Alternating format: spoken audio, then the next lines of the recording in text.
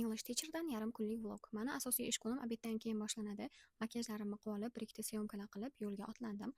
Bugun navbat aynan individual o'quvchilarimga va men offline individual darslarimni asosan Toshkent City, Družba tomonlarida o'taman. Birinchi yangi menga Instagramdan yozgan o'quvchi bilan ko'rishib, ular bilan dars paytlarini, qanaqa kitoblardan o'tishimizni va ularning darajalarini aniqlab gaplashib oldik. Undan keyin ikkinchi individualim tomon yo'l oldim va ularga darslarini o'tib berib kuzatib va nihoyat o'zim dars qilishga o'tirdim. Siz o'qituvchi bo'lsangiz nima dars qilasiz degan negativ xayol kelishi mumkin sizlarga.